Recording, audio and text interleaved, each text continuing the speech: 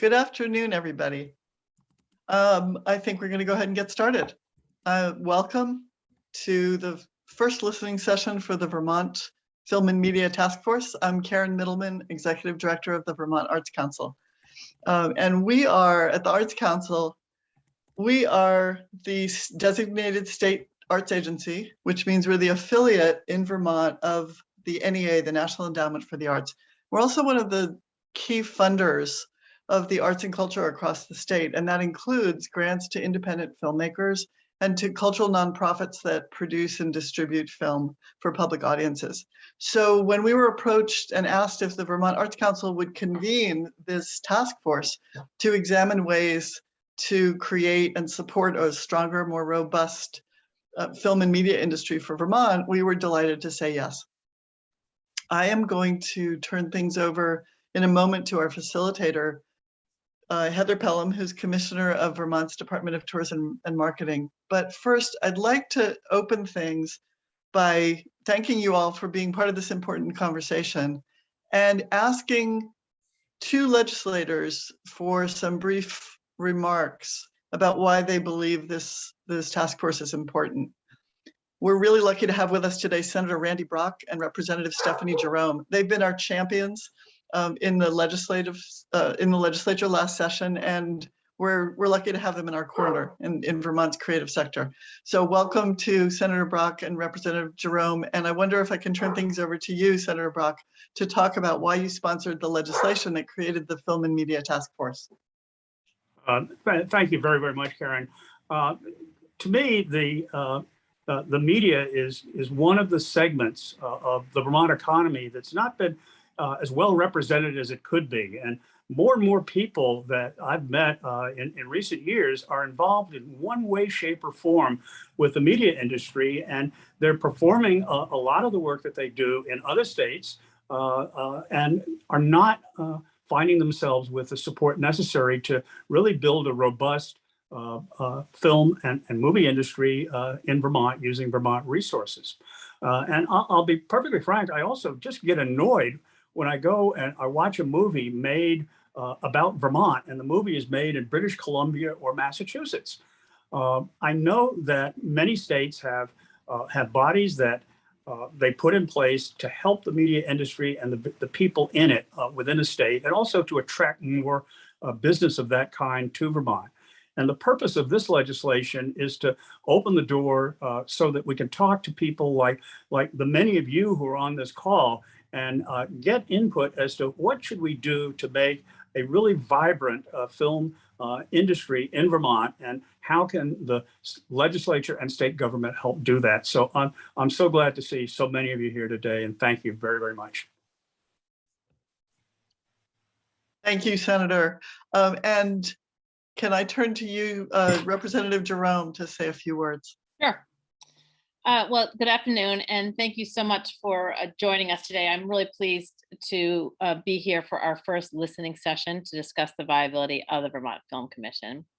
I am Stephanie Jerome, and I represent 3 small towns on the western side of the state: Brandon, Pittsford, and Sudbury, and I am the ranking member on the House Commerce Committee.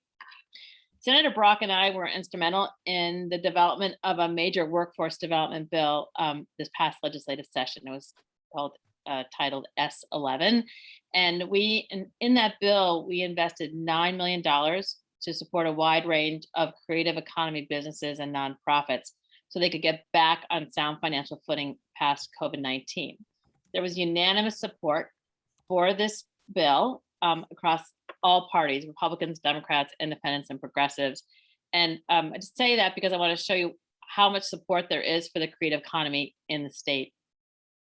So as part of that bill, as we addressed earlier, we had the task force was in the bill. And this task force goal is to study the viability of a new Vermont Film Commission, and to study any supports which could cultivate a film and media industry in Vermont. So through all this work, we all know that the creative economy is an incredibly important part of Vermont's economy, and the film and media industry is just another portion of the wide umbrella of the Vermont creative economy. So I'm very pleased to be here today to listen and to learn from the experts in the industry. And thank you for being with us. I'm looking forward to hearing what you all have to say. Thanks.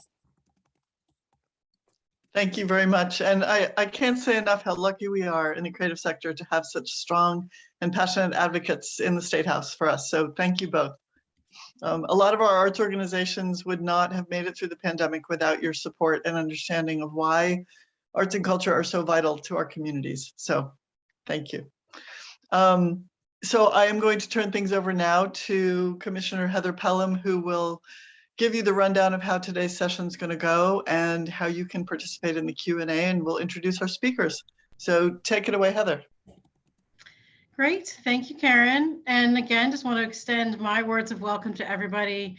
We're really excited to be having this discussion this afternoon. Thank you to Senator Brock and Representative Jerome for your support so far, and to you, Karen, and to the Arts Council for being such champions, again, of the creative economy here in Vermont. For those who I have not met before, again, my name is Heather Pelham. I am the Commissioner of the Vermont Department of Tourism and Marketing.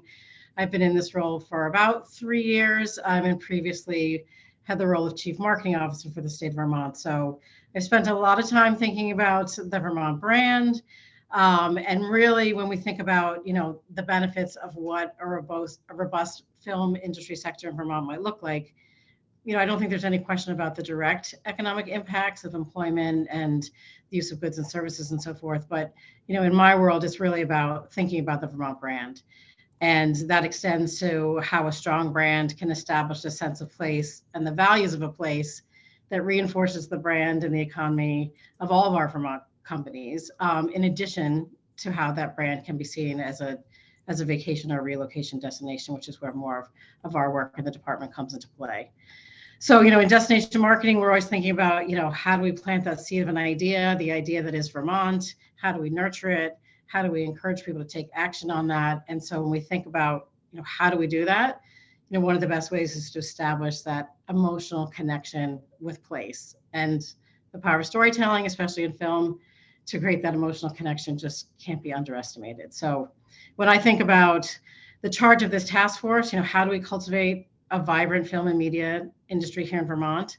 It touches on so much of the work that we all do. So really excited to have this conversation. As Karen mentioned, in terms of logistics for this afternoon, we have invited a few folks to share their initial thoughts, and then are hoping that we can have a really robust discussion.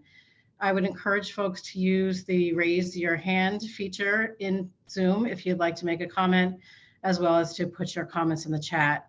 And we'll do our best to hopefully give everybody a chance to speak best we can. And we'll hear from one speaker at a time, give folks to ask some questions, reflect on that. We have 3 speakers in total for this afternoon.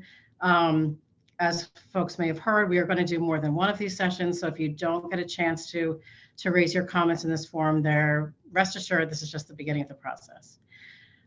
So with that said, I would like to start off our discussion by offering a warm welcome to Jay Craven. So I'm thrilled to introduce Jay.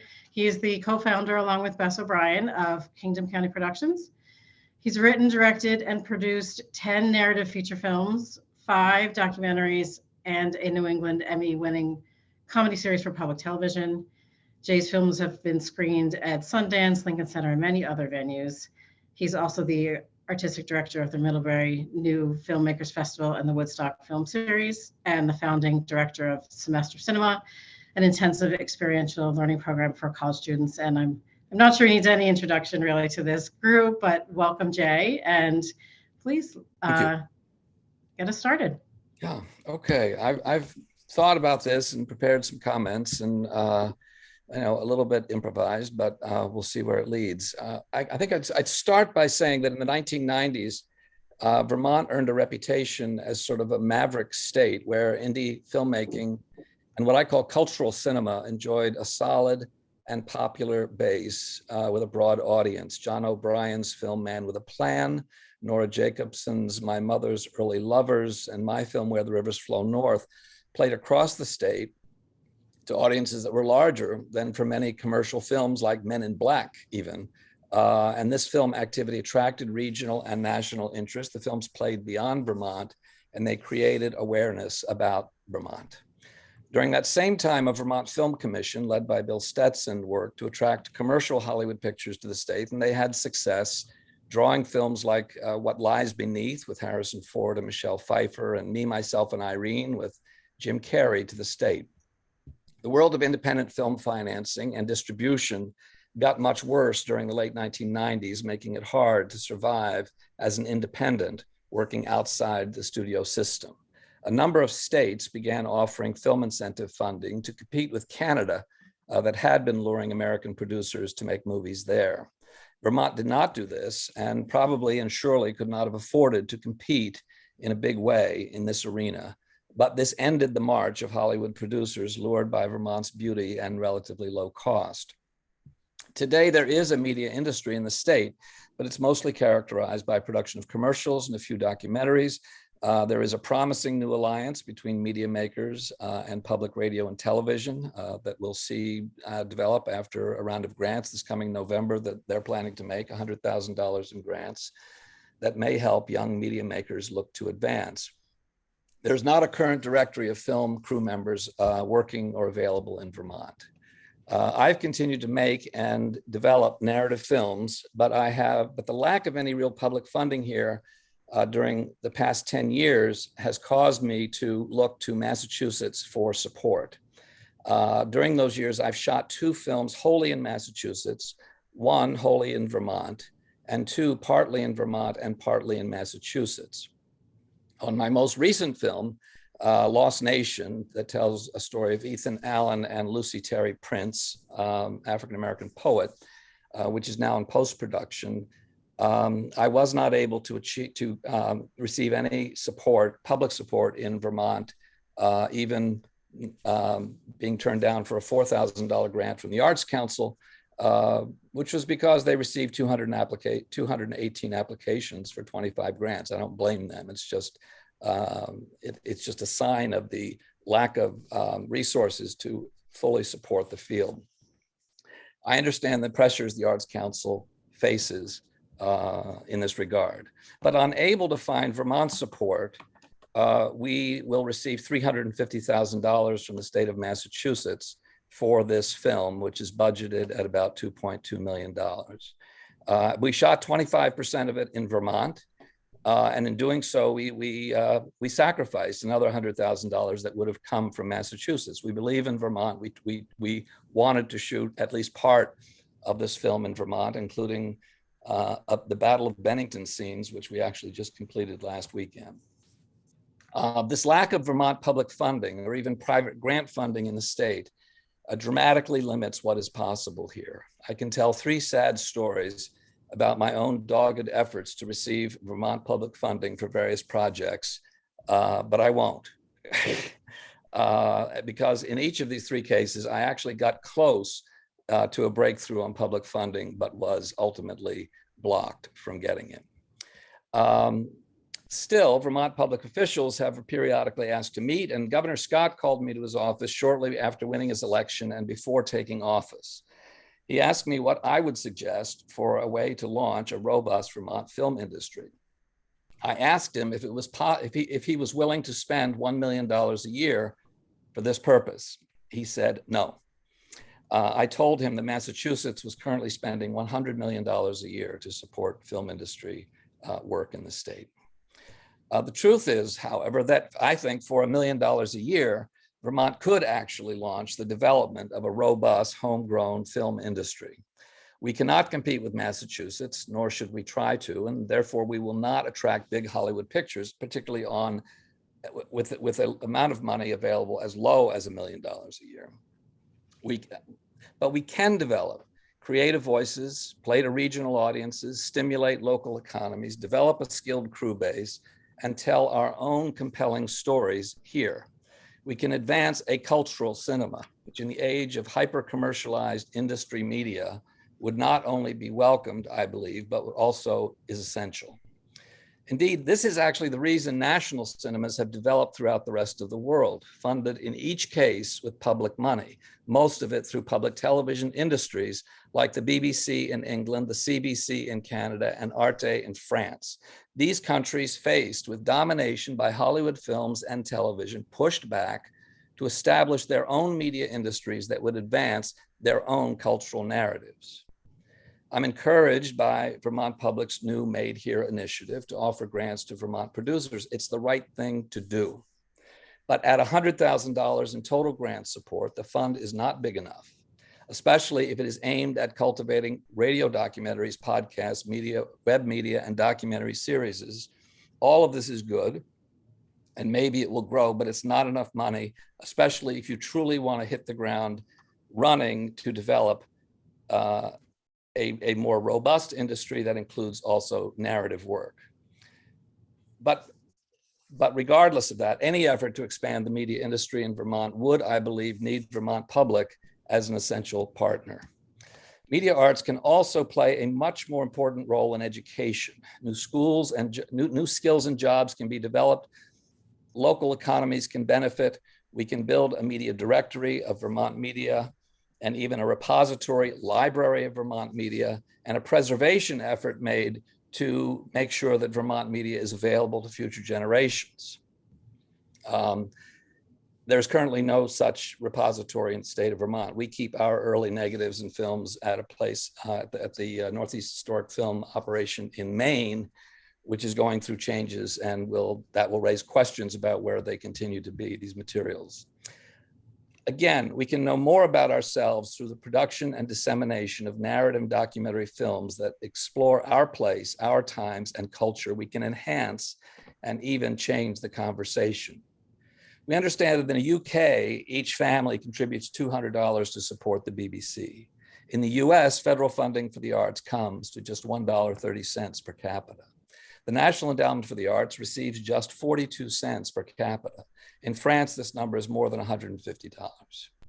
That said, 38 American states do support some level of film incentives and/or grants. Vermont and New Hampshire are the only New England states that do not have film incentives. 15 American states also have made a commitment to programs and learning standards for media arts literacy among public school students, believing that in our hypermedia age, students need to develop skills on how to understand, interpret, and use media. I've given a thought to what I believe that Vermont should establish a film office, a small film office to advocate, coordinate, and advance the interests of Vermont's media producing community. The office could do a number of things, including to establish and oversee the development and implementation of a production fund that aims to support Vermont media makers, not Hollywood productions. I would parenthetically add parenthetically that the Vermont legislature in the not too distant past allocated about $1 million a year to support public radio and television in the state. They no longer do that, but they could participate in this initiative. The office would develop a clear mission and guidelines for grants. They would begin additional fundraising to foundations, public funds, the PBS, ITVS programs, and industry sources to increase and expand the fund based on the momentum they can develop. It could coordinate the production and release of its outcomes to PBS affiliates, community access, television, film festivals, public venues, art houses that are identified throughout the region and beyond. It could develop a resource database for film workers and craftspeople living in or willing to work in Vermont. It could stage workshops that could be useful to Vermont media artists, actors, and practitioners in all the different departments. It could develop a venue database for filmmakers wishing to self-distribute into community settings and assist filmmakers wishing to stage events in those settings. It could advocate for legislation beneficial to media practitioners. It could develop media literacy standards and innovative programs for Vermont schools.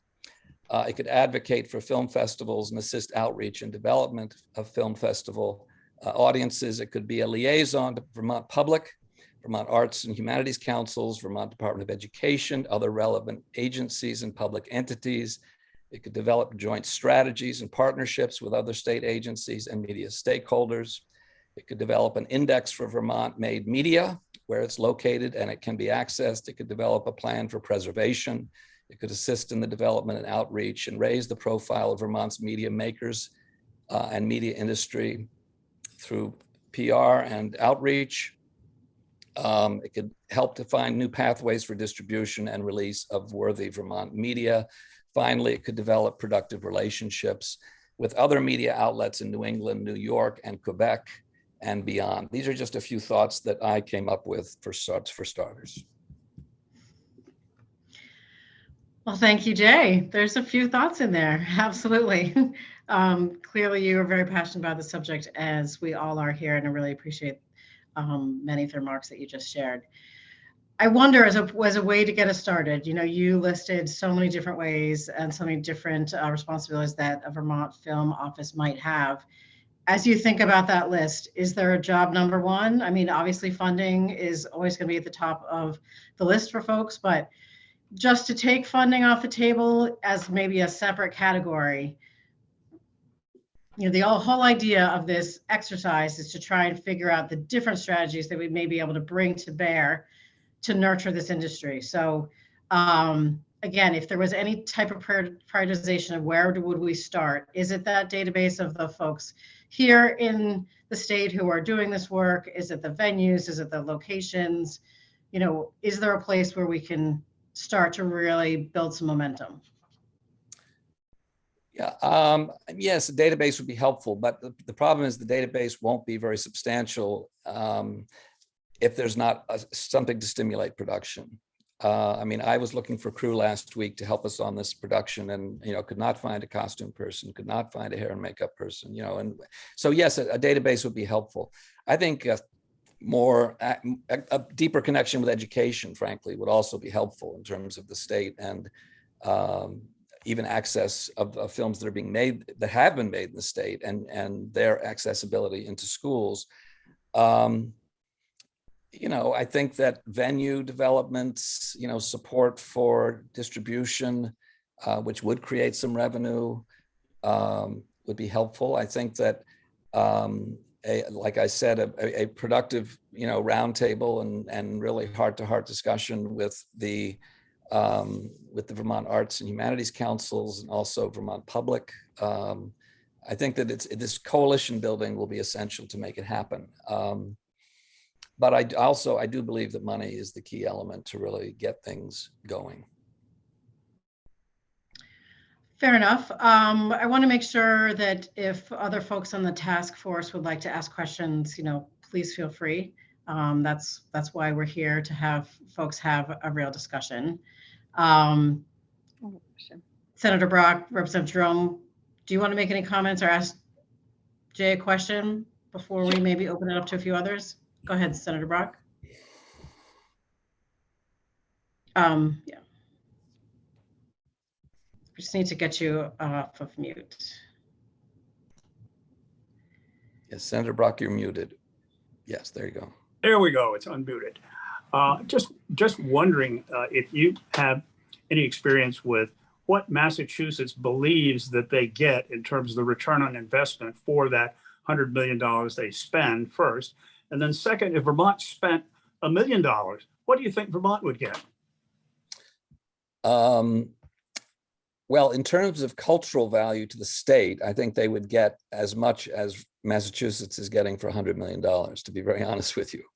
But what Massachusetts is getting for $100 million is, for Massachusetts, is being seen on movie screens across the country for movies that are shot in Massachusetts. That is very important. They are obviously getting economic stimulation to the state when, if $100 million is being spent, it means that more than $400 million is coming into the state for production because they're supporting 25% of the money spent in state. So they are getting $400 million of economic stimulation. They have developed a labor base for the film industry that is pretty deep and sturdy, and people that work a lot and are making livings as their main job. That said, when Hollywood comes into a state, most of the people they will bring in their own director of photography, their own production designer, and their own actors and their own lead players, so that most of the jobs being developed in Hollywood are second, third, and fourth level jobs in the industry. With our $1 million, frankly, we would actually be developing production designers and cinematographers, because Vermont filmmakers, if they can begin to rely on crew members in state, will use those filmmakers. And so I think that actually a smaller amount of money comparably could have more impact, both because I also think the other thing is we would make Vermont movies and New England movies. And that's not really a big result of the Massachusetts money being spent. They're Hollywood movies where Massachusetts is a backdrop. So I see that, oh, sorry, Stephanie, go ahead. And then I see that John Kalaki has a question. So just a couple of questions for Jay. In my conversations with people who work in the industry in my community and surrounding communities, my understanding is there's not a database or any sort of collective or listing of people who work in all aspects of this industry, and it's sort of word of mouth, and who knows who to help someone out. Is that I see that as a real need. Yeah, that's true. That's true. There used to be a database, and it sort of just faded over the years by not being kept up. But again, when we're looking for hair and makeup or costume or various people, yes, they're hard to find in Vermont, and the database might help that. But it's also true that in Massachusetts, there are more people who have more experience, and so they're easier to find, and they come ready to work. Sure. The other question I had was, you had mentioned connection with education, and my question is about, are you connected with the institutions of higher education in the state? So both private and public, and that are they able to help further the goals of if there was a film commission like that, how would they be involved, and could they be involved? Yeah, I think, certainly, I mean, the way I'm currently making films is by developing film intensive semesters every 2 years, where we make a feature film on a budget of around $1.2 or $1.3 million. And we have a very tight collection of colleges and universities that are part of that. I started it when I was at Marlborough College, and the colleges in University of Vermont participate, students from UVM participate. Northern Vermont University is a partner in this coalition that includes Wellesley, Mount Holyoke, Sarah Lawrence, Skidmore, Hamilton, Bates, Swarthmore, Kenyon, and Spelman colleges.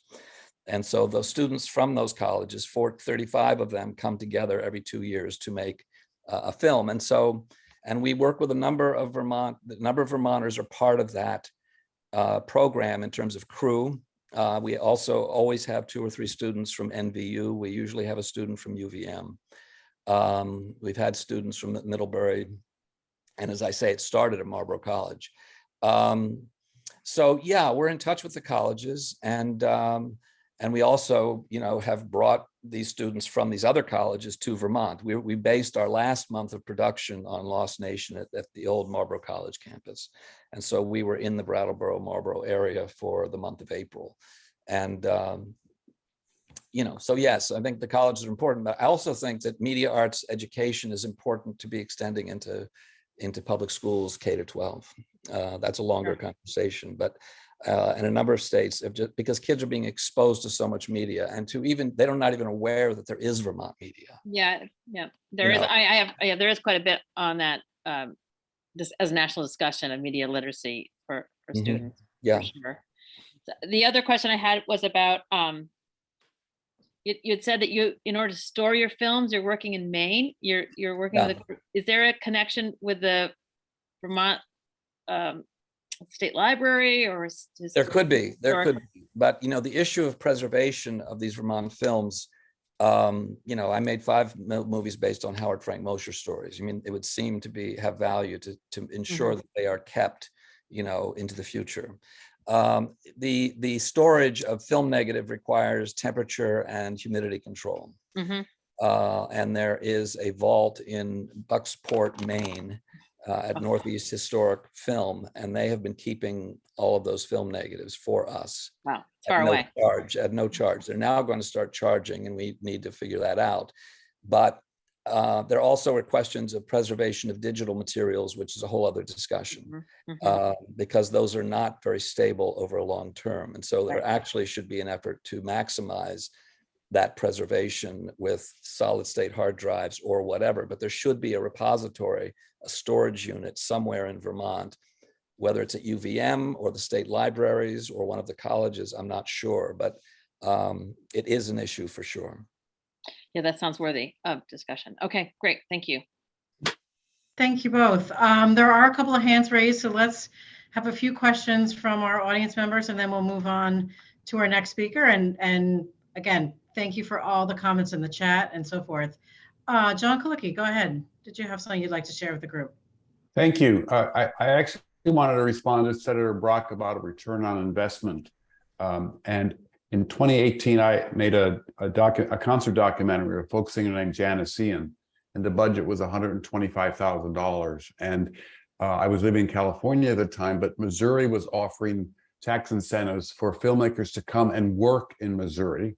And the money that could be used had to pay Missouri salaries.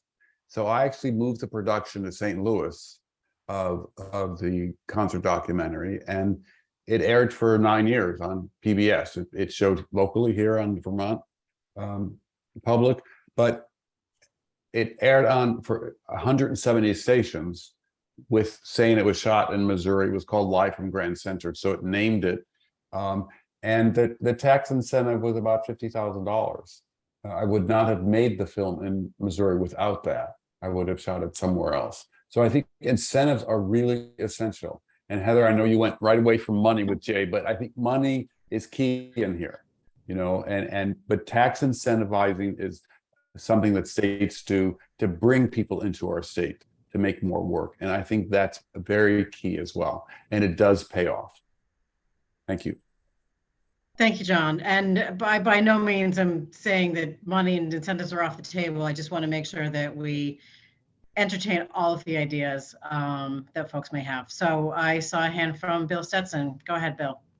Can you hear me? Yes. Okay. So I don't, this is a question to Jay, who's incredibly important to this discussion for a number of reasons. When a group of us started the Vermont Film Commission, it started with an email to Howard Dean in 1994, and then another email, and he said, "Go ahead, do it."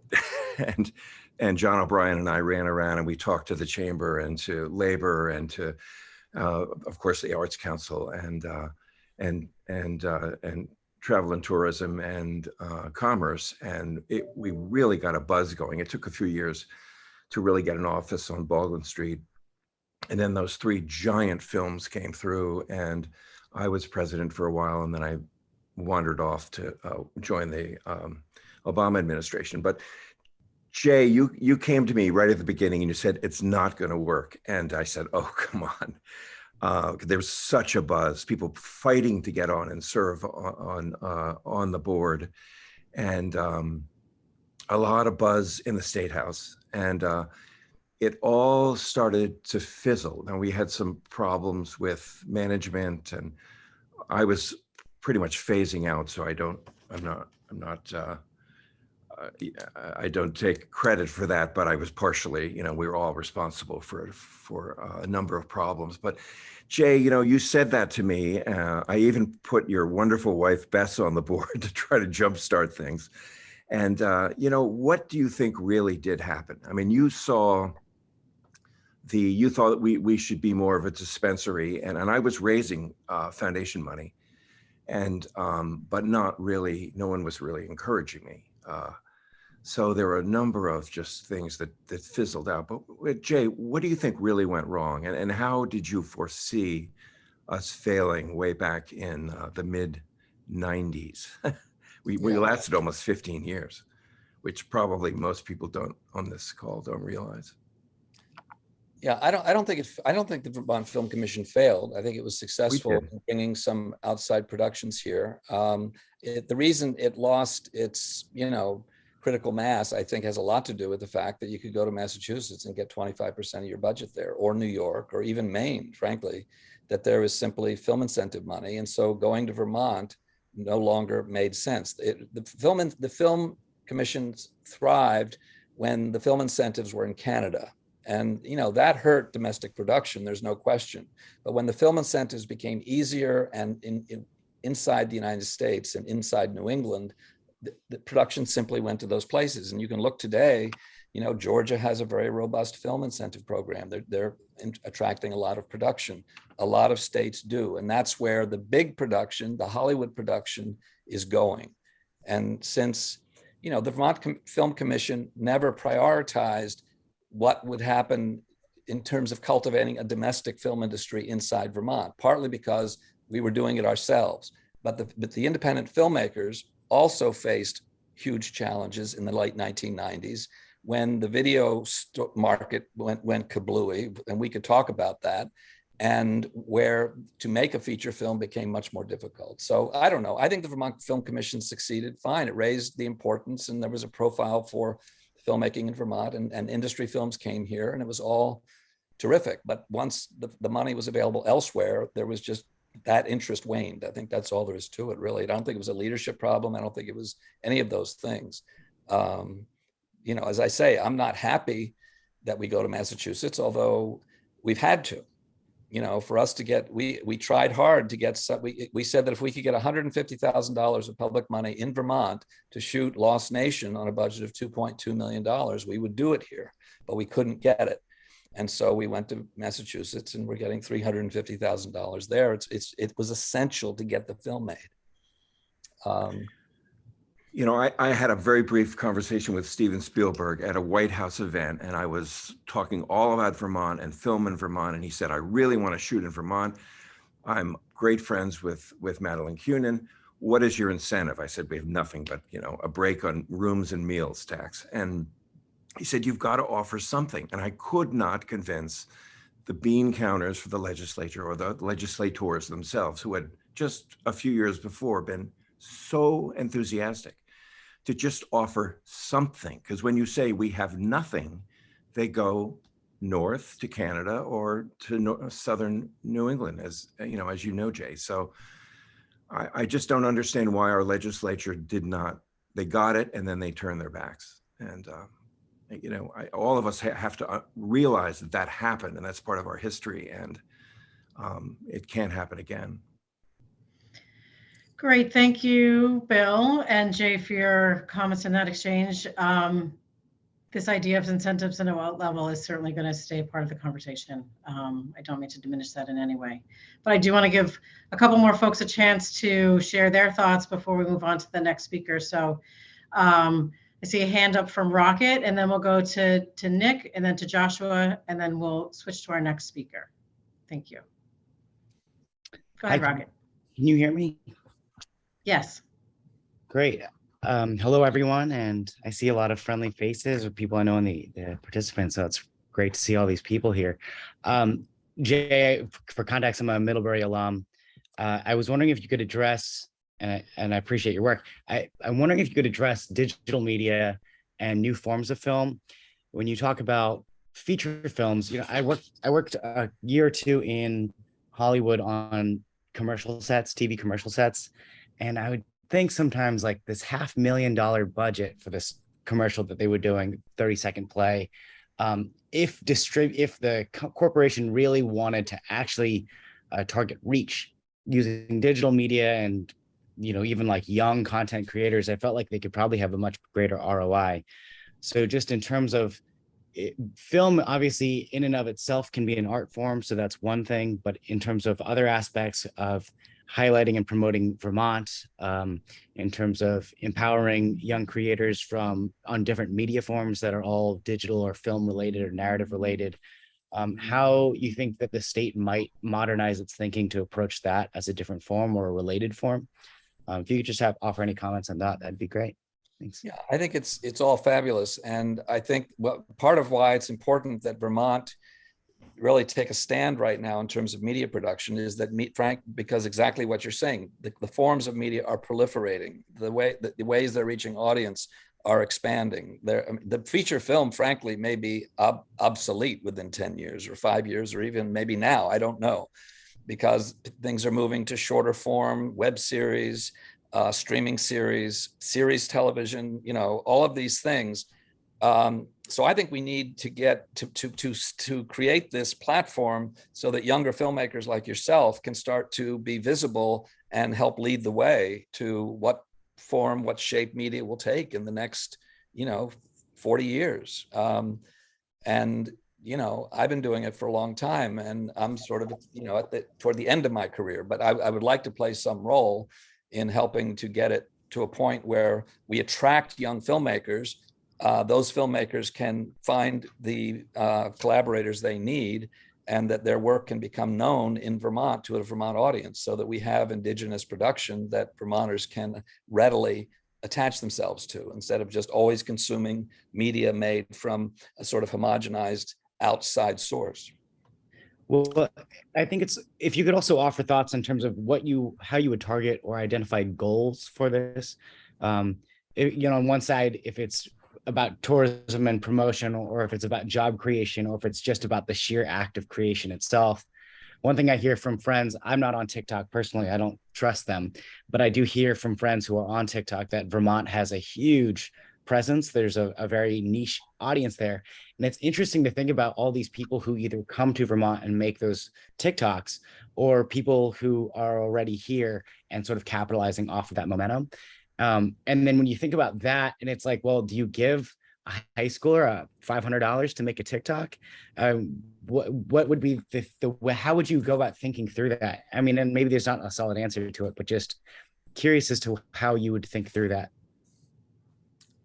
Yeah, I think that certainly, kids, TikTok is part of what's happening in the media landscape, and we should support it. And there are also other forms of media besides film. There's radio, there's podcasts, there's animation, there's a lot happening. But if you had this platform, you could begin to sort that out. And yes, that we should encourage production by kids in schools. I also think that that Vermont being what it is, that we should also always keep alive the question of how does the media that gets produced impact community? How does it bring people together to consider what it is to be here and now and in this place?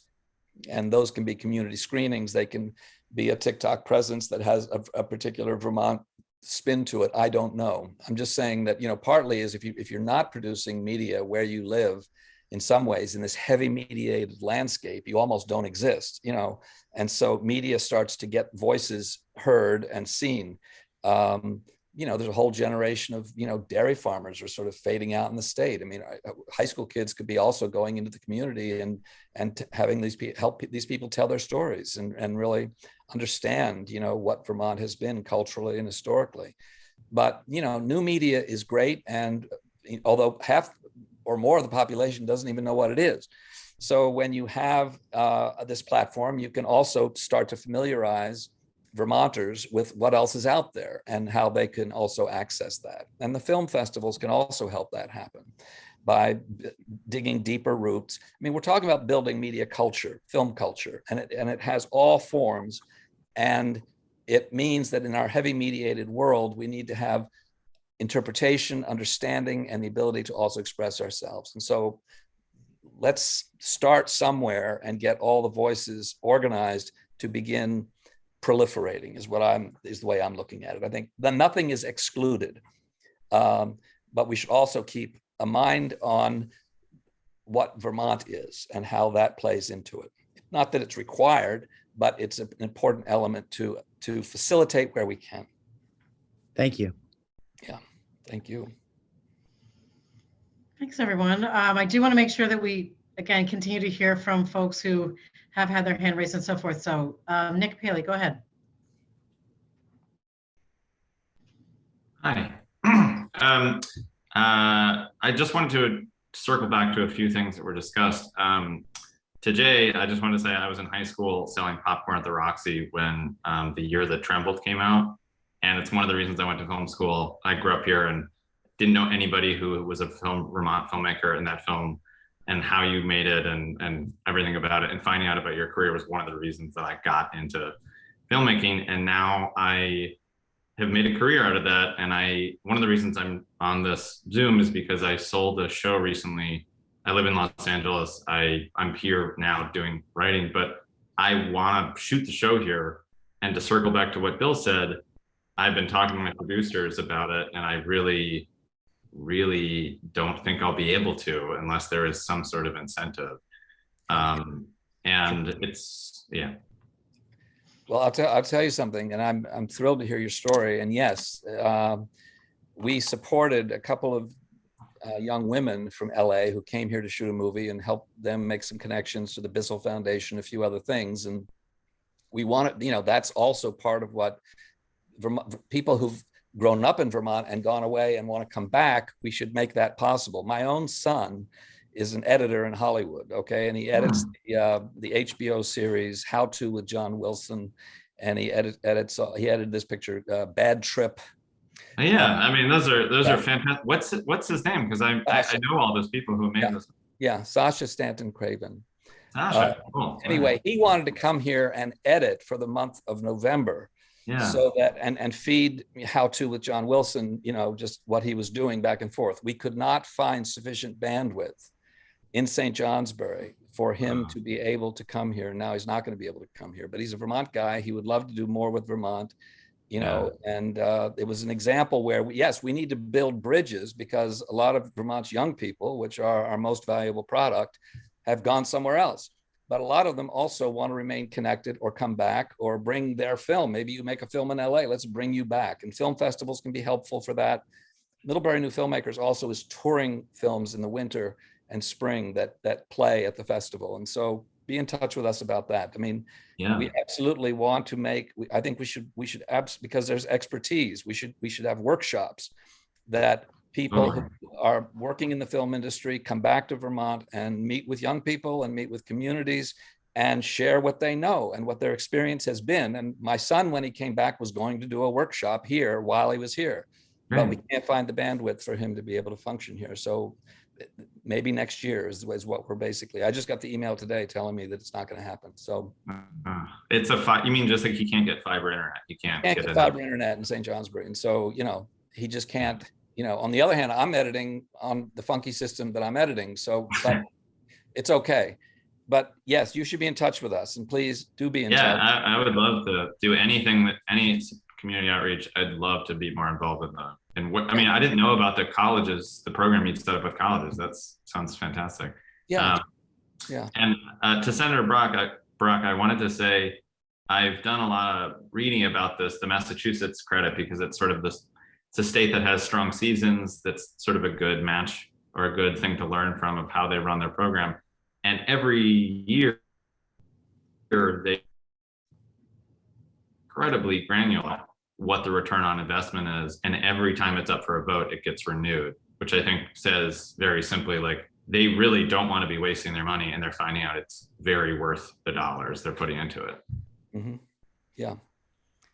I also just see a couple of items in the chat about how about still photography and how about community radio? Absolutely. All of this is part of the deal. And I just think, a film office or a media office, we shouldn't call it film, can begin to assemble, to know what's going on and to begin to try to proliferate and disseminate and make connections. That's part of the goal. It was asked earlier by Heather, what could we do? A place of coming together, of making connections, of building networks. Yes, that's the key. And it's more than a list. It's interactions like this also to see how people can have real live impact with what's going on here. Great, thank you. I think we're seeing the power of this collaboration already with all these connections being made in the chat and otherwise. I want to go ahead and give Joshua a chance to share his comments. Then we're going to switch to another speaker, and then we'll come back to anyone else who's looking to make a comment as well. Go ahead, Joshua. Yeah, well, thank you all for putting this together, and the perfect segue. I have 2 points.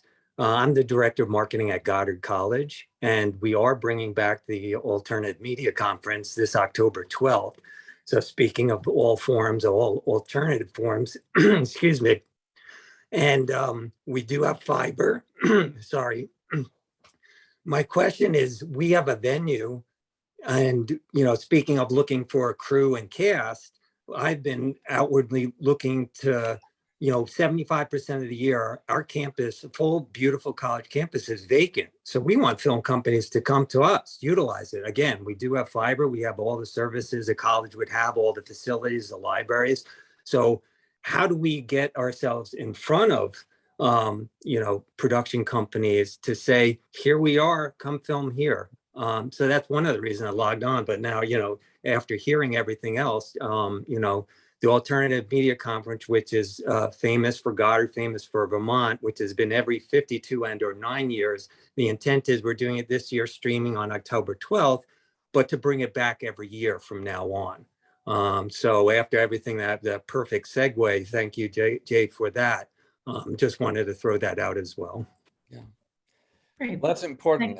And if there were funding, people would be, we were looking in the spring for crew, because we originally wanted to shoot half our movie here, but Massachusetts moved its requirement from 50 days, you have to be in Massachusetts, 50% to 75%, blah, blah, blah.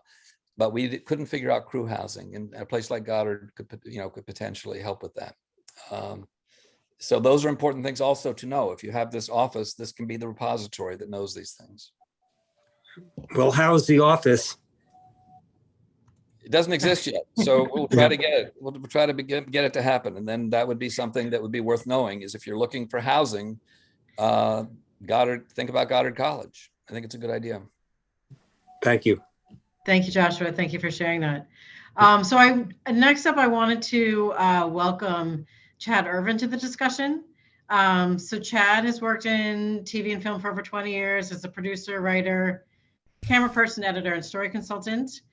As lead film editor, he's made over 30 documentary films for National Broadcast Festival and Theatrical Distribution. His work has received 3 Emmy Awards, as well as Peabody, Polk, DuPont, Columbia Awards, among others. And Chad is also the founder of the Vermont Production Collaborative, a nonprofit organization that is seeking to promote community collaboration skill development for working and aspiring professionals in film and video production and related fields. So all the things we're talking about. So welcome, Chad. Thank you for sharing some thoughts.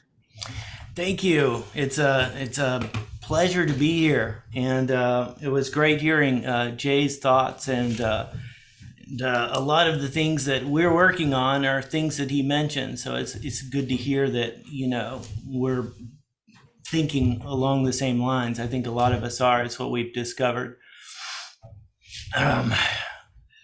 So I've been locked in the edit suite for a few months now, so I'm feeling a bit anxious to talk in front of this crowd.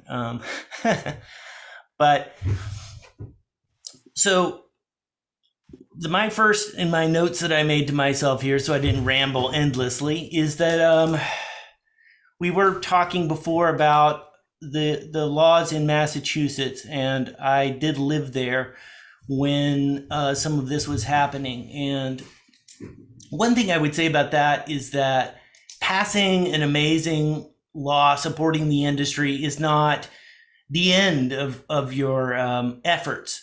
It's sort of like hitting a home run in the first inning of a baseball game. You don't literally run home. The game is just beginning. The film benefits that a law provides are an easy target to trim fat out of a budget. And in fact, every year in Massachusetts, it was a huge effort by the Mass Production Coalition to mobilize people every year to get out and defend the tax cuts. And it took them 10 years, and they have finally cemented the incentives that they passed into law. But I would just put that, and at that point, they were bringing in millions and millions of dollars for the state. So it is something to consider, and something that I always think about in looking at this is that there is often the thing that everyone goes to first, but it's in fact like the hardest and least palatable political option to get passed through. And so a lot of what I think about is, well, what is possible and what can be done now and what can be done without fighting through the legislature for a decade, personally. So in that regard, I've been thinking a lot about, okay, well, how can we, if we want to make an immediate impact, if we want to try and create some benefits without being a juicy target, how might we go about that? And part of the way I think about it is, I make documentaries. In a documentary film, to oversimplify it, what I have to do is I have to look at what we actually filmed and what is working best of it. And then I try and figure out how to maximize how to use that to tell a story.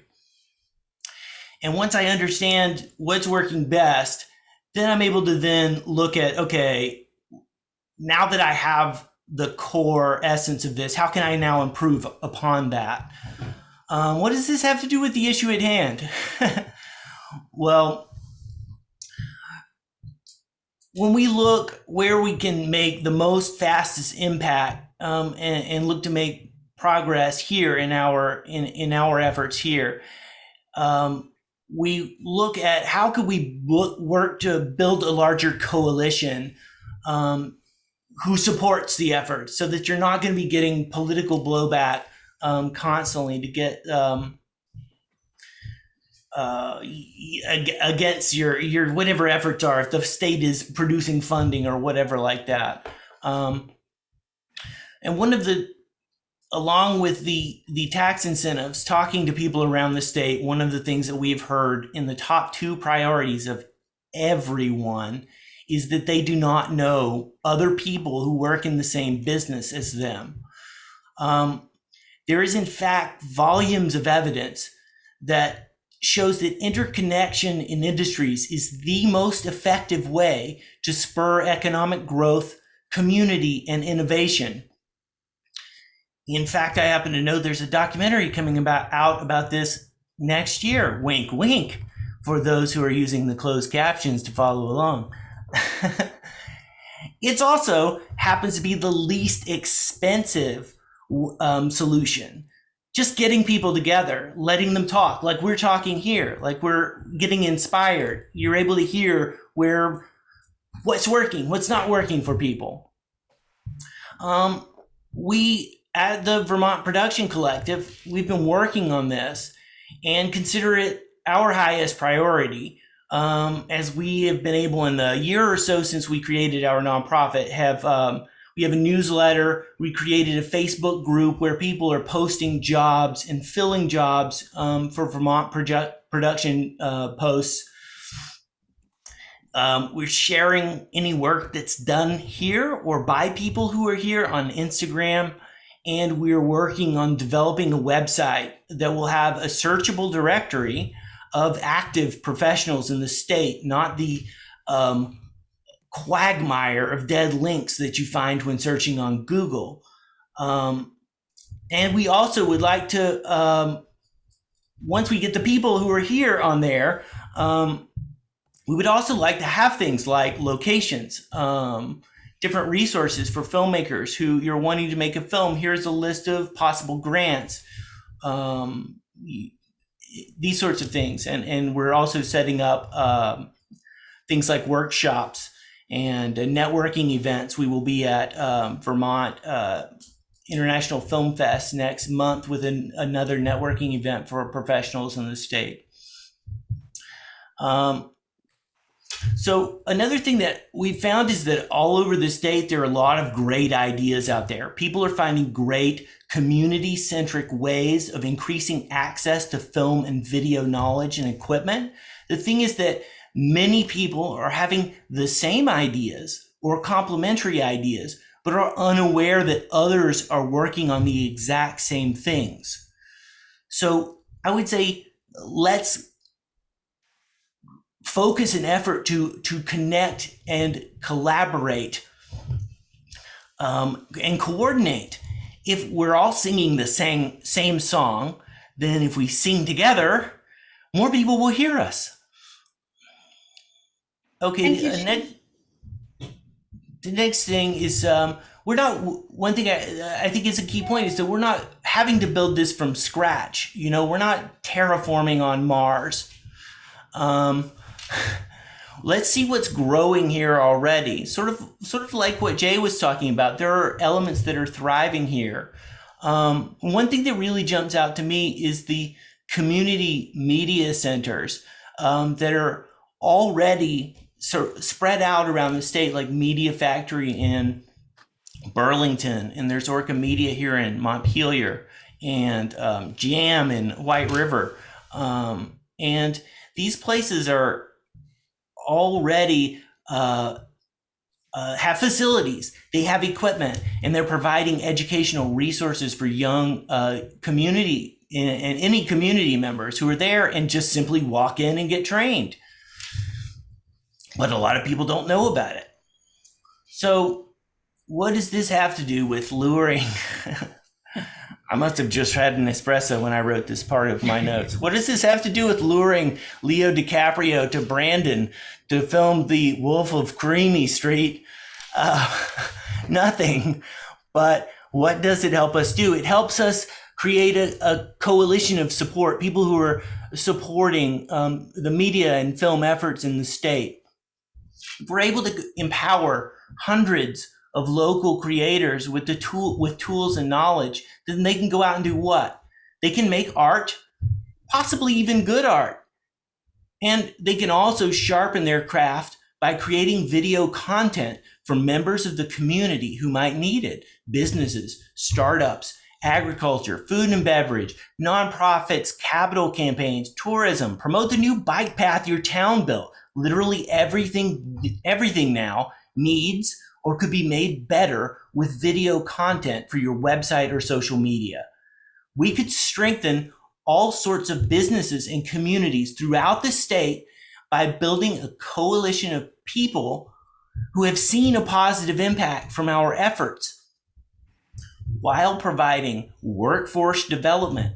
And the people who learned these fundamentals out in their communities would then be prime candidates when we're looking to develop and pull local crew members when The Wolf of Creamy Street finally starts up production here. So Chad, I appreciate all those comments. It would be okay if I stopped you there just to make sure that I want to cover one other thing. One Okay. other thing I think is critical is that the change in the industry since the COVID times have happened. I think a lot of times you're talking to people, especially people who don't work in the business, and they think of the industry simply as the point in the process where you point a camera at someone.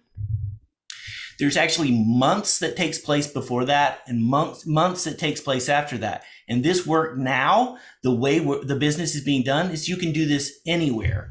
Thinking about the point that Jay said that I very much was nodding my head to is that a thing in this element that hurts us is the quality of the internet, especially in rural areas. And this is again where I'm thinking about the places that have a built-in infrastructure already, possibly looking to establish co-working space where you can come in and work for a few weeks or a few days or a month at a time.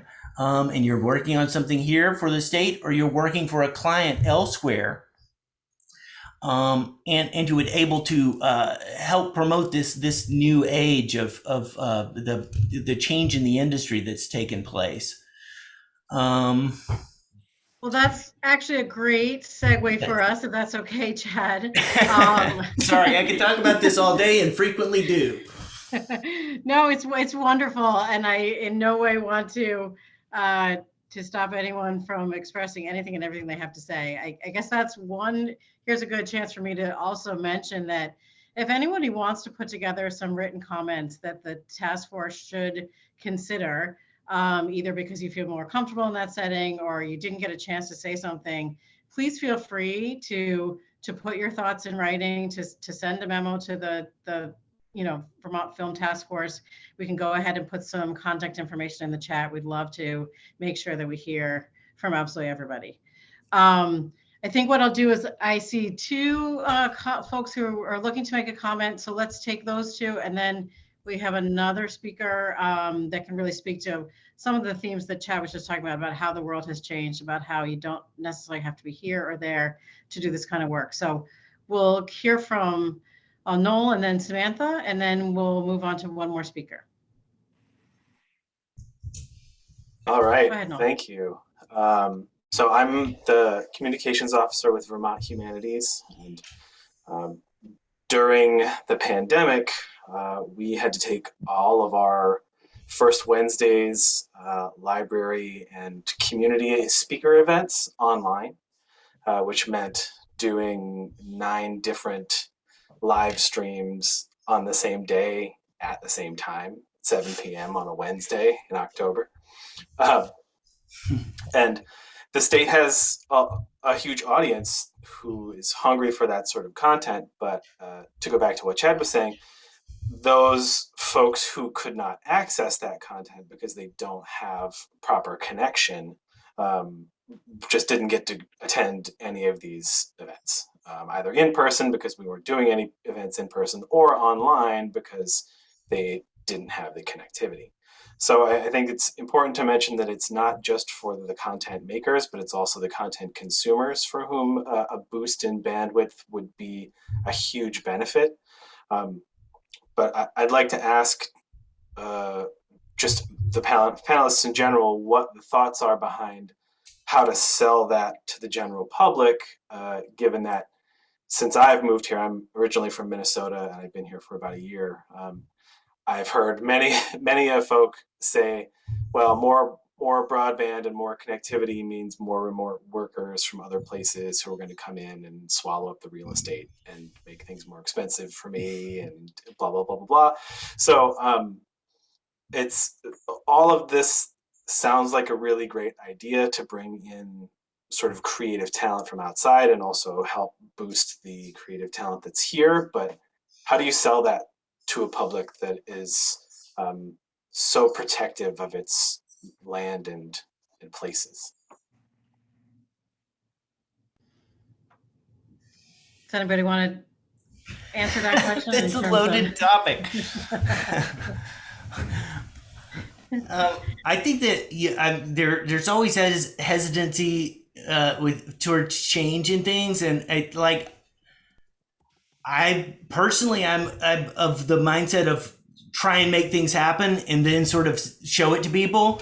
My gut catchphrase is, more people hop on a bandwagon when it's moving. Start making things happen and then say, look at all this cool stuff. And if someone says, I don't like that cool stuff, then, I don't have a great diplomatic answer for this video for that. Sorry. So I don't know how to convince people other than doing and saying, look, isn't this great? Well, I mean, it's clearly the conversation has steered towards return on investment before, and I think it's just good for us to remember that return on investment is on many different levels. It's not just on the pure economics of it, but what is the community benefit?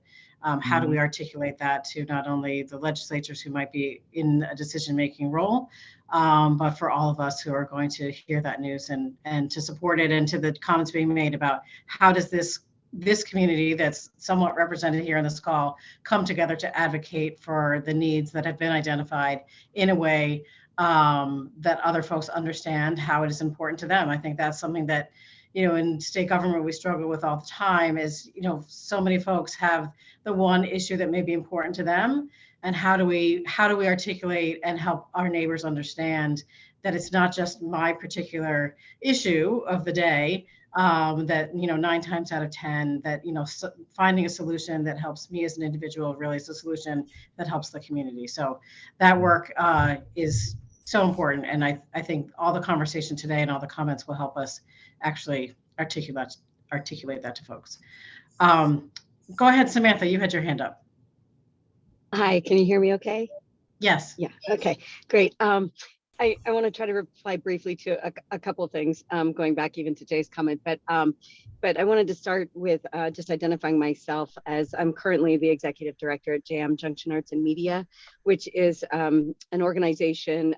We are renamed from CATV, Community Access Television, so we have a community media center origin, but I also have a foot in the White River Indie Film Festival, and I am also an independent filmmaker who grew up in New England and returned and ended up making my first feature cross country, but part of it shot in Vermont. So I wear all sort of three of those hats. So all these themes are really close to my heart. I want to say that about Chad's warning about the legislative fight, that, you know, once, if you do get incentives in place through a legislative process, the struggle is constant to keep them. I shot a lot of my feature film in Mississippi because of the Mississippi incentive program. But I also went back to be a speaker as a champion for that program when the legislature cut it. It's now back, but I've seen that on the ground. And I think the case to your constituency about the value of supporting the media arts is really, really key. One of the points that I would just want to put on the record right now is that it helps to attract and hold on to a younger professional group of people to stay in our state. So there is, you know, that's a critical issue in Vermont is our, you know, our economic workforce in the younger demographic. But I think having a number of talking points about how it makes life in Vermont better is really helpful. The other thing about a film office that's so essential, when I shot in Mississippi, I was able to find, I used to live in Mississippi also, so I knew some locations, but I found all these great places to shoot because of that film office. And having a champion, a point person in the state who has a map, who can be a networker, would be a great resource. I think we shouldn't reinvent the wheel in terms of like creating a whole new database from scratch, but some people suggested ones in the chat that we could build upon and have that networking tool, but that human being who's just loves everything about having movies come to Vermont and is at every film festival. I mean, Ward Emmerling from the Mississippi Film Office and now Nina Parikh, they're just at every film festival all over the country. And so, you know, it puts Made in Mississippi at the end of every film. And I think having something like that in Vermont on such an intimate scale that we are capable of because our state is so small would be really helpful. And another thing, like the broadband, you know, Jay's son couldn't edit. Well, if he were in Springfield, Vermont, he could. There's the production studio there, Alex down at the Falls River is putting in a 5.1 mixing studio. You know, we're thinking on our side of the state about kind of mapping a daisy chain of production facilities so we can point people to those things. But those are the three points that I wanted to share. And I'm really, really grateful for this webinar. Thank you. Thank you, Samantha. Appreciate that. So I just saw one more hand pop up. So, all right, go ahead, Tema, and then we'll, again, we're going to move to one other speaker. Hi, folks. I'm Tema Steg. I'm the executive director of Women in Media. We're an international organization, and I've spent quite a bit of time in Vermont. My dad used to live there. I want to make a suggestion. A lot of companies are beginning to think twice about shooting in states that have anti-bodily autonomy laws, the abortion bans. I think Vermont, being firmly in the camp of wanting bodily autonomy for their people, is in a really good place to attract more production for sure, especially if you have the infrastructure. Infrastructure is not cheap. We all know that. In terms of like broadband, surely, soundstage space, people are struggling to find soundstage space right now. They're also looking for new tech. If Vermont could pull forward and be at the forefront of the new tech, and by that I mean volumetric production. If you're not really sure what volumetric is, think The Mandalorian. It's the LED screens that are behind the sets, and they can change. So you can be anywhere in the world, any time of day, anything, simply with the you know, you have a technician who does it and all of a sudden it's a different place altogether. If you can have like a volumetric sound stage, again, not cheap, or just regular sound stages, because you can't film. I mean, you need interiors. And sometimes being on location doesn't necessarily work. You want to be able to build those. So if you can have that kind of infrastructure, you're set up pretty well to do quite well in Vermont. That's the ticket. And of course, the tax incentives are great as well. But really, people need the space, they need the technology, and they need the people as well. You need people to feed the beast, to run the machines. And for that, certainly training is really useful, but also, like people have been saying, being able to find people is really important. My organization has a database filled with our mission is women and gender nonconforming folks. We have a database of people all over the world. So it attracts people from all over the world to look for people, to look for crew. And of course, networking events, all those things. There's so many things that go into building out a really robust film industry and a location. But I think Vermont has the ability to do that. I think Vermont could definitely be a big player. Look what happened in New Jersey just recently, right? Jersey, they're building out tons of sound stages and they've got tons of incentives and they're attracting an incredible amount of money. Like insane money is going to New Jersey to make movies now. And it's not just because they're an annex of New York, it's because Jersey has the infrastructure, right? They also have weather that can be a bit inclement, but people are going to film there because they've built the infrastructure. And that's really the trick. I'm done speaking. If anybody has questions, feel free to email me or call me. Thank you. Thank you, Tama. I think your comments about infrastructure are very welcome in the sense that, you know, I think it was posed before. I think you said, Jay, what if we had $1 million? So I guess I would just put an open question, like if we had $1 million appropriated to support the film industry in Vermont, where's the first place we spend that? And maybe it is an investment in physical infrastructure that then we don't have to continue to fight for. I'm just throwing this out as a hypothetical, but I think it's helpful for us to think about, because those are the conversations that will happen when we are in testimony as to whether it's, you know, you want $1 million, what are you gonna do with it? Or then, you know, if we give you $1 million, then it's $1 million that doesn't go to some other priority that the state also has. Okay, so I did want to give a chance. We have also invited Shayna Sherwood to share some thoughts with us. So I am thrilled to introduce her. Shayna is the casting director for film, TV, and new media. She started her career in 2010 interning at Fox Television, and over the years has worked as casting director for a number of different projects, including HBO's The Newsroom, Disney's Wizards of Waverly Place. In 2014, Shayna started her own casting company with focus on children's television and independent films under $5 million. And just last year, in 2021, Shayna became an Emmy-nominated casting director for her work on Nickelodeon's reboot of the kids' sketch comedy show, All That. So welcome, Shayna. She is based here in Vermont, but I know she splits her time on the West Coast. So love to hear what you have to share with us today. Thank you. So I was only the casting assistant on The Newsroom and on Wizards of Waverly Place. I was just the casting assistant, but learned a lot from everything I've done. So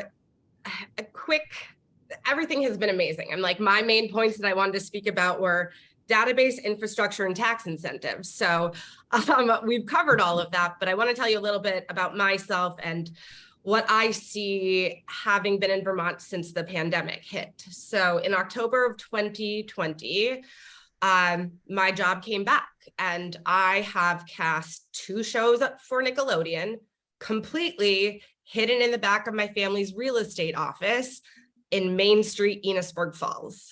If you know Enosburg Falls, it's a very small town where I went to high school. I've cast 3 indie films. One was about $6 million. Like I said, I usually work under the $5 million budget. So I did 3 films and then another series for YouTube. So I've been able to do my job completely from here. And a lot of people don't know exactly what a casting director always does. So bear with me if you do know, but we like to call ourselves the gatekeepers. So almost any speaking role comes through us. We're the person who has to put the puzzle together to make our producers happy, our directors happy. If it's Aaron Sorkin writing it, Aaron Sorkin happy, to make the network happy, or the studio if it's a film. We kind of have to take everything and be the chess master and get everyone on this same creative page, even if they're in different realms. So what I love about my job is that I constantly am working with so many different departments. People are like, oh, what do you actually do? Do you know anyone in makeup? I'm like, yes. Makeup and hair and costumes and wardrobe are some of the first people I email once I've hired an actor, right? So I work with stunt coordinators, I work with writers, we work with the editors, we work with, the kids typing up the credits at the end to make sure that the credits are all correct and who gets a single card and who gets a shared card. So I feel like what I learned moving to Los Angeles and in the different worlds that I've worked in is that I've seen all of these different things. And I have a good understanding of a lot of different things, right? And so what we were speaking about, the database, the infrastructure, the tax incentives, there are so many amazing ideas here. And when I started digging in, I was like, oh my God, there's 17 different databases. There's this one, there's the film one, there's this one. I'm like, there's no way any of this is going to work in Vermont if there is not a Vermont Media Commission. 3 to 5 people, maybe that's excessive. Like, I don't know what there's funding for or what there is, but unless there is one group, it's not going to work. We need one group to get all of this organized, right? So a couple little examples. I have a friend she's a great production coordinator.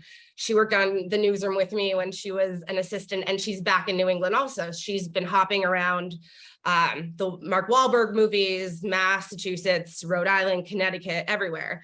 She messaged me and she's like, I have an actress who's in Burlington. I need to get them a physical and get them to set in a week. I can't find a doctor who understands that I need a physical for this actor to get them cleared to go to set. So there's all these little things that we, don't necessarily think about, but I believe that there are enough people here right now to support, and everyone might not agree, but to support also some big budget Hollywood features. So again, it's putting this group of people together with someone who understands the financials, right? Like I said, I've done a lot of independent features. We have filmed in Louisiana. We have, cast films and shot other places, right? In Canada.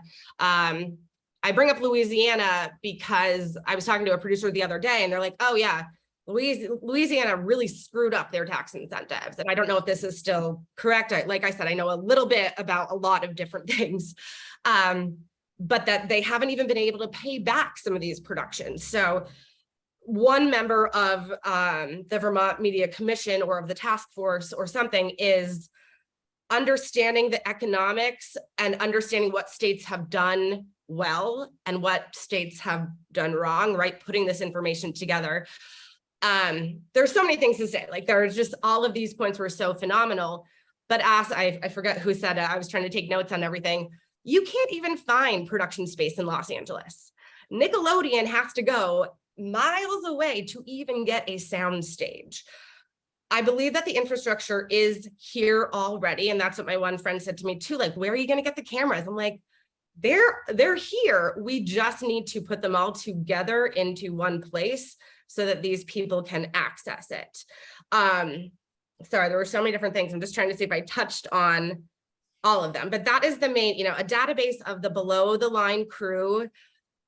We've got it. They're here already. Like Jay Baruchel's mom used to live in St. Albans, and the actors alone who come here, there are so many. And cinematographer, I believe that there are probably 20 amazing cinematographers out there who have relationships and connections to Vermont. We just have to find them and put them in the database. And if we build it, they will come. And I'll just say one more thing from I'm in Franklin County, right? This is literally that we have the dairy festival. The cow poops on the road. This is what, like, I love Vermont for all of these little things. To shut down Main Street in this tiny town would cost less than a few $1,000s. It would only help this town and everyone would love it, right? At the very, very minimum, the high school drama class, right?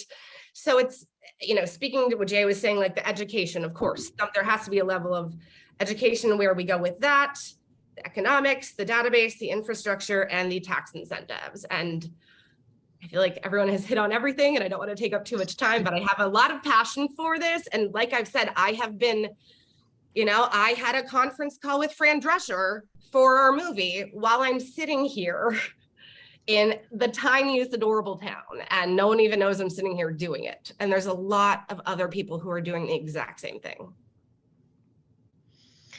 Thank you, Shayna. We appreciate your enthusiasm in addition to all those ideas. And it's actually kind of nice to hear some common themes. I mean, that certainly helps us kind of focus in on where we can really get some traction. I just wanted to double check. I saw hands up.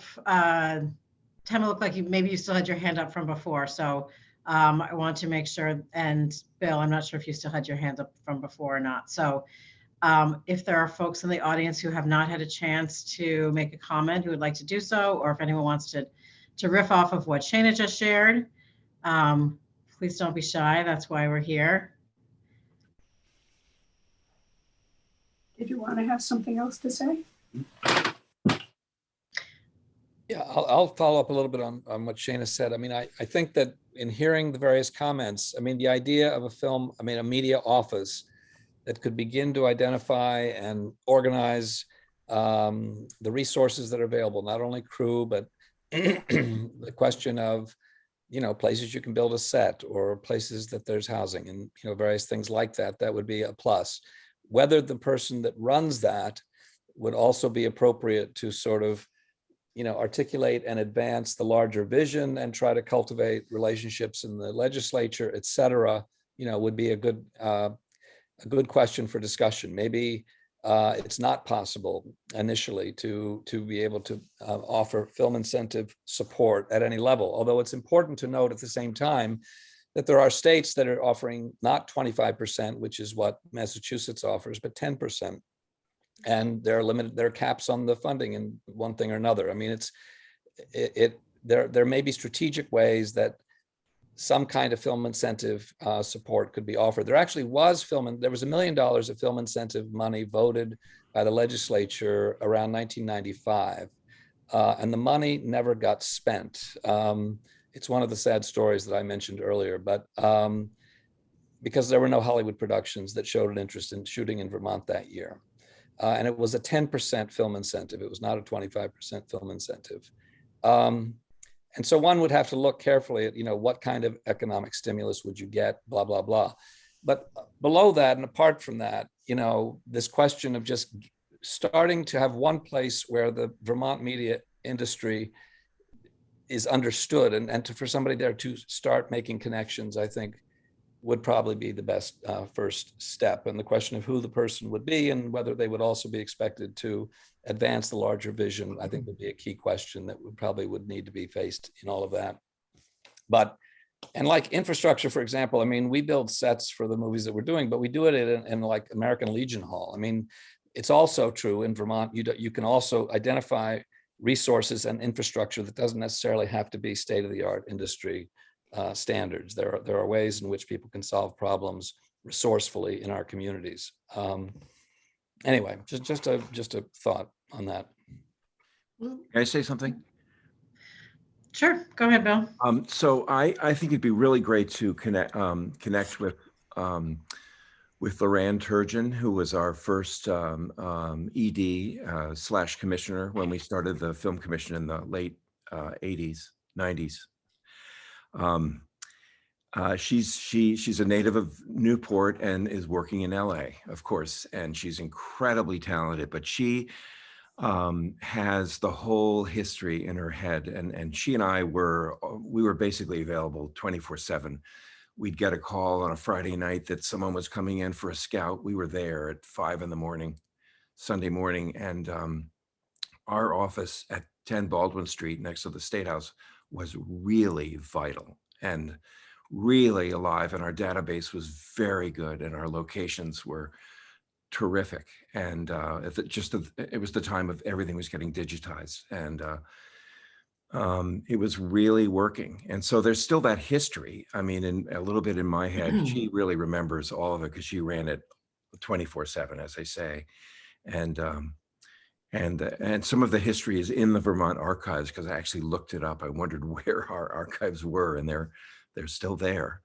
But it was a really exciting time. I mean, talk about small towns. In Addison, Vermont, in 1 month, we had Harrison Ford, Michelle Pfeiffer, and Jim Carrey shooting. So we really made it happen. But we stayed up all night long, and we had, because we didn't have all the money in the world. But we did it before, and it can happen again. Thank you, Bill. I mean, there's no doubt that learning from the experience that you had and what may have gone wrong or what you succeeded at is crucial to this work going forward. So I appreciate your honesty and openness in sharing all of that. I see a hand from Jennifer. Do you want to jump into the conversation? Sure. Mostly I just want to say hi to so many people here that I've worked with. I am a producer. I live now in Brattleboro. I started in Vermont with Jay and Bill and Nora and David Giancola. And then I moved to New York for 16 years. So, because that's what you had to do. I mean, I worked on Cider House Rules. I worked on everything I could. And I came back. And I want to say just a couple things for, I guess, the task force, just to sort of frame this for you. Is I think what gets lost sometimes when we think about film as an art form, and this is not exclusive to exclude anybody, but it is inherently a collaborative industry. It relies on and people have sort of said this, but maybe not so explicitly. When I went to Creative Ground, which is that database, the only thing I could fill in was artist, right? That was the only choice for me. And that I'm not really the creative force in a film production. I'm the logistical, financial, other force in it. And film is very specific in its skill sets. And that's what people have been alluding to, is that when you go to Production Hub, if you want to blow your mind, if you don't know film and you go and you can see them, you've seen film credits, right? We all have a very specific niche, and many of us, especially here, have learned to wear different hats because we have to make a living. So we go and we learn how to do different things. I've had to expand the range of the kind of producing I do because I live in Vermont now, so I do it remotely. So I think it's remember that there are people who are individual filmmakers who work and create their own work on their own, but people in the industry that want to work full-time and work full-time work with a lot of other people. And so it can't be solved by giving individuals that. I think we need to sort of remember that we can't just say, we're going to give this group or whatever. We have to all sort of you have to raise the boat, right? Because it's not just the individual creators or the people who are working doing community television, that important journalism, and people making art like experimental films or documentaries. It's a full range, right? But it is together. So I want to just make sure you knew that that's why I think that this feeds to my other comment about these databases. I've stopped putting my name on these databases, okay? Because I cannot go around and maintain my resume on those. I also don't know when they're individually owned, or people are like privately or even a nonprofit or individual groups putting them up, how that information is being used. So myself, I want a state hosted and managed site where I can go and it has, if I'm a producer and I'm going to film in Louisiana, or to Massachusetts has a really good example of a crew guide and a crew database. I think that might be worth a little quick peek around, but I don't think that relying on all these other ones, and it's great that people are in their niche markets. Like if I'm a woman in media, I might go register because I fit to that niche. So people looking to hire women would go there and look for me. but I won't go and put my name in all these other databases. I would like to be found that and in a legitimate place, right? It gets legitimized when the state sponsors and supports the film site. That's what a producer, if I'm coming from out of state, I don't know anybody, so it's a little nerve wracking because I don't know what I'm getting into. So I have a lot to say. I worked on with VFI and Margot. We did some, what do you call them? Some workshops and things like that. We did a lot of learning and listening to try to promote that. And so we have some information there. If you guys ever want to take that off our hands, we'd love to share that information with you. But fundamentally, there are a lot of film professionals here. We don't know how to find each other. I'm on this call and I'm looking at people like, wow, who's that person? I'm Googling them. Mark Shaw, I did not know you were a sound mixer in Addison. So that's very exciting. I mean, this is how it happens. It's by accident, and that shouldn't be happening. But we need work to work together. And so that's how we network. Thank you. Thank you, Jennifer. Very well said. I see a couple hands. So Noel and then James. Go ahead, Noel. Thanks.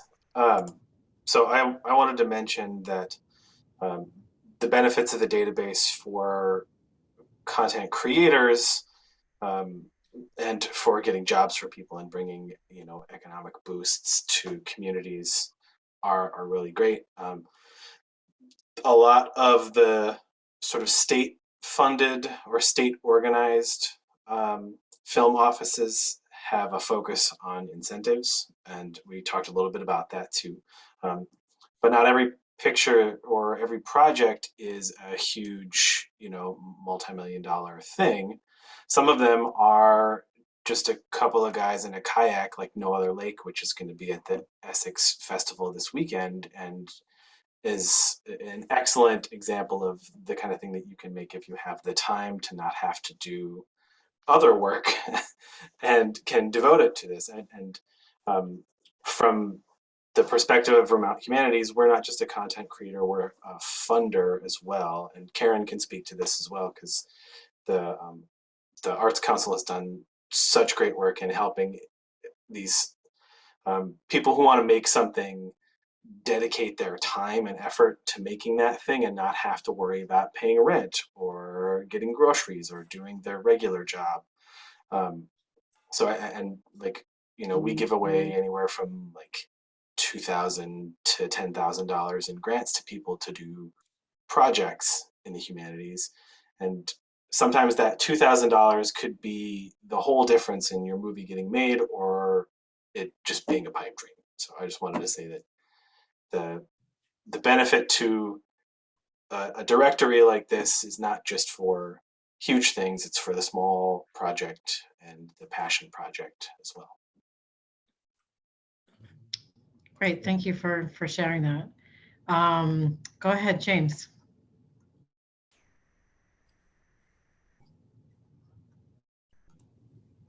Oh, there you are. I think you. Thank you. I wanted to throw in some practical minded comments. You could tell I was talking, I was shaking my finger.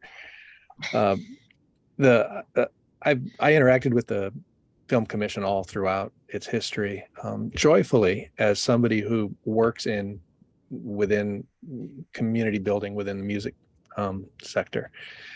And what I want to put forward is this conversation is half about a film office and half about all of the media that is poised to feel marginalized if it's not proactively included in whatever materializes next. And I wanted to be sure that our task force members were thinking not in terms of the traditions and the status quos that they're familiar with, but rather are willing to embrace that labor of community building that it might take to include everybody from the gaming sector to community radio.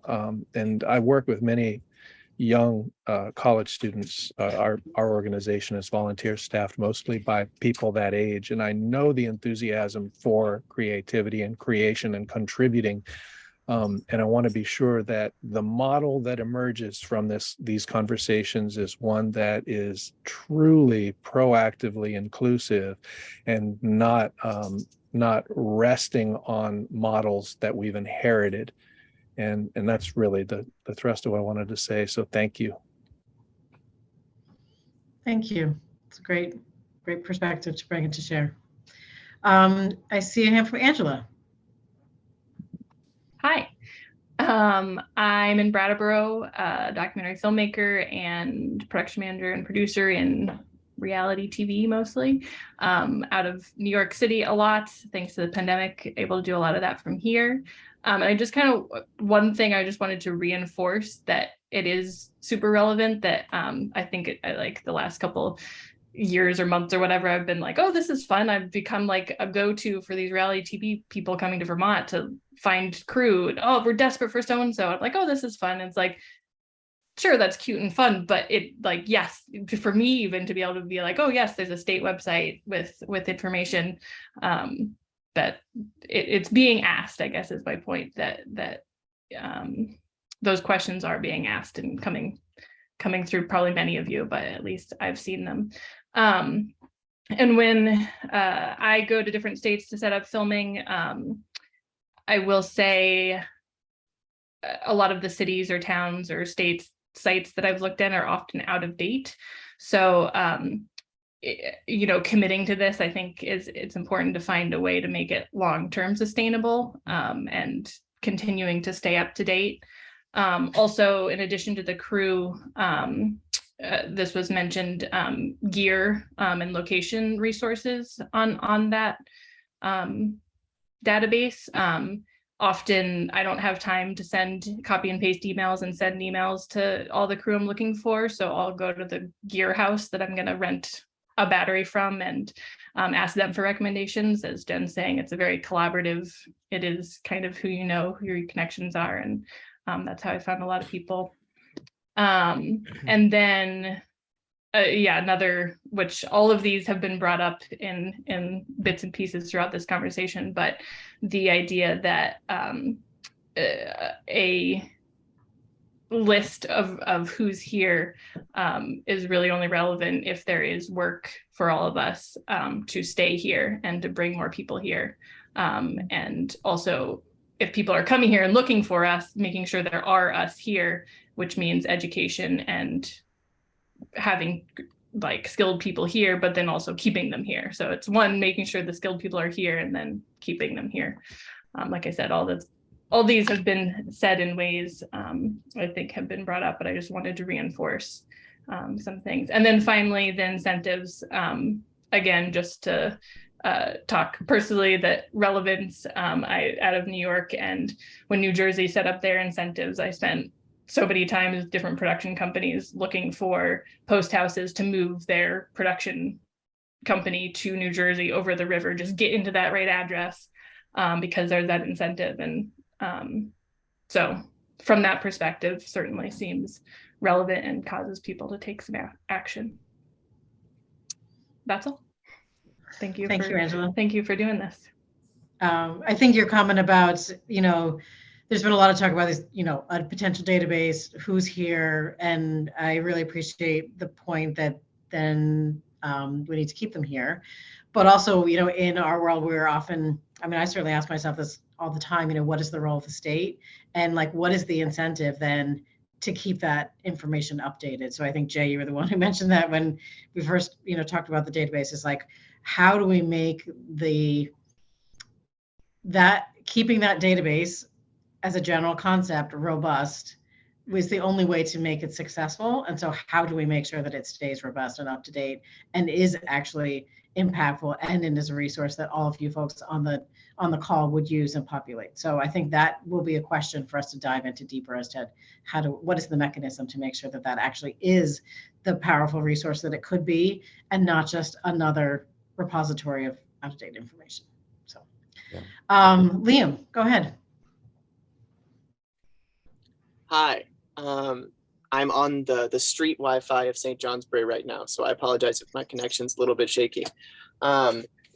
But yeah, so my name is Liam, and I'm a filmmaker in the Northeast Kingdom of Vermont, a little bit south of where Jay is based. And I actually just finished post-production on a feature that I shot last summer. It's a queer rural fantasy adventure. It's called The Butterfly Queen. We shot it for a little under 100,000 in locally in Reigate, Vermont, and a little bit across the river in New Hampshire. And I sort of served as much of the crew as possible from Vermont, but a decent number of people had to come in from out of state.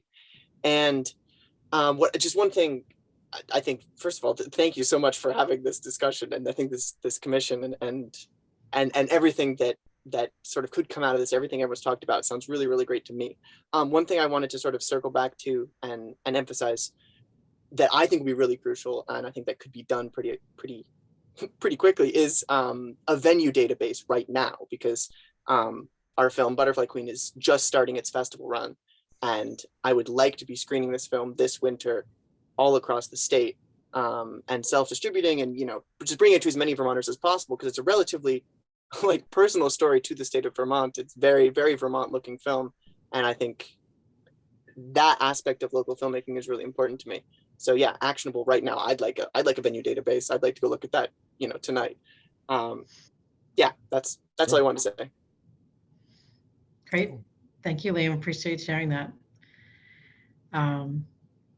Okay. I want to make one more point. Just it was Please. mentioned by somebody that film incentives apply to people that have multi-million-dollar budgets, but the truth is that most states you have to spend between as little as $25,000 in the state to qualify for film incentive support.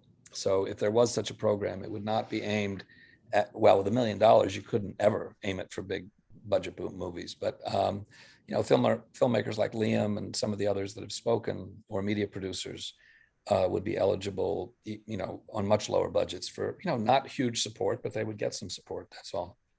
That's the idea. Question. Point. Senator Brock? Just, this has been an incredibly interesting discussion. I think I've learned a lot of new input, a lot of information and suggestions that I think will be very, very helpful to us. I know a couple of questions that were raised during this. One was, does Vermont actually want new people to move here and to come here? And I think we've demonstrated, the legislature has, because over the past 3 years, we've passed legislation to bring in people who work outside of Vermont, but who want to live in Vermont and do their jobs remotely. And we pay them to move here. We give them incentives to do so. We also have a returning worker program to get people to come back to Vermont who perhaps have lived here before and who've moved away.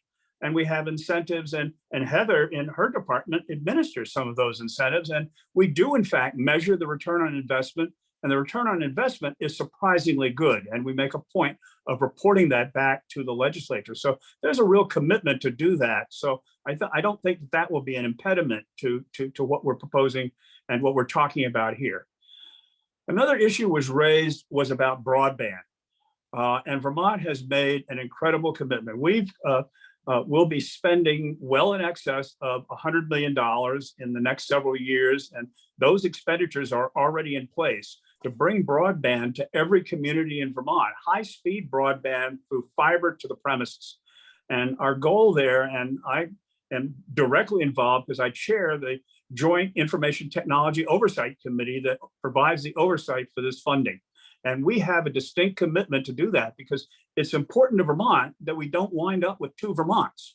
The Vermont that's in Chittenden County that has high-speed internet, and the rest of Vermont that in many cases does not. That gap is closing and will close, and I'm very confident that it will.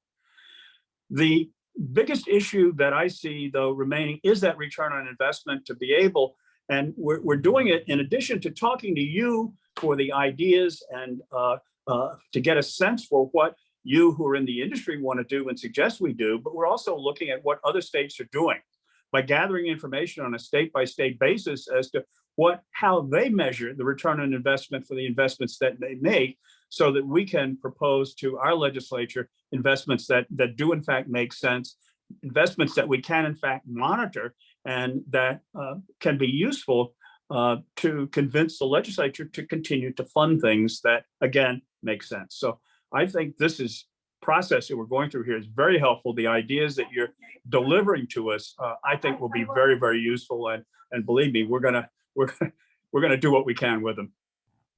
Great. Thank you, Senator Brock. And just looking at the time here, I think it's probably about time that we start to wrap up. There has been so much information. I will absolutely echo that. Really, really grateful to everyone who spent the time with us this afternoon.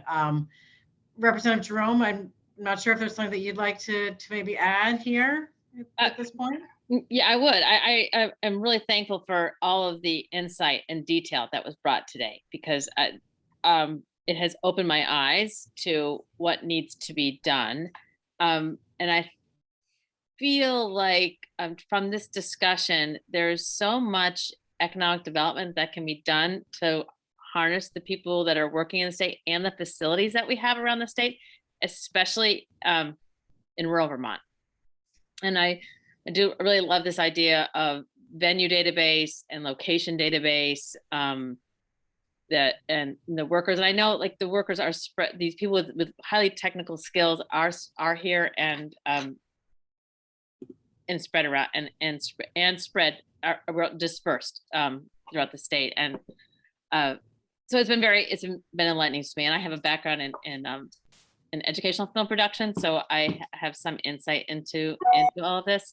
So anyway, it was really, very exciting. And I think someone did bring this up before, that there are places in Vermont who have huge amount of bandwidth, and Springfield being one of them. So I think it would be great if that was kept in mind. And as Senator Brock had said, that Vermont is going to be making this huge investment and has started making a huge investment in bringing broadband and high speed all over the state. And we are committed in the legislature to make sure that we're doing this for our business, for our students. And we've all seen through COVID the need for broadband around the state. So I think this is only going to help this industry. So I'm really excited to keep working on this. And I'm incredibly thankful for all of your participation.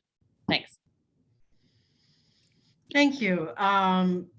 Again, hearty thanks from me as well. I wanted to just mention two other things. There was a question in the chat about whether we would have this recording available, which yes, we will. And also that if you did want to add additional comments and didn't have a chance to, that you can send an email to info@Vermont Arts Council. We could put that back in the chat again at the very end, just to make sure that folks have a chance to share whatever it is on their mind. Very much appreciated. We will be doing another listening session in a couple of weeks, so you'll have another chance. But again, we're seeing this as the beginning of this process of what we can do. So many great ideas. Very much appreciate everybody's time. So with that, I don't know if I want to give everyone just a second to make sure you can actually get that out of the chat before we close off the meeting.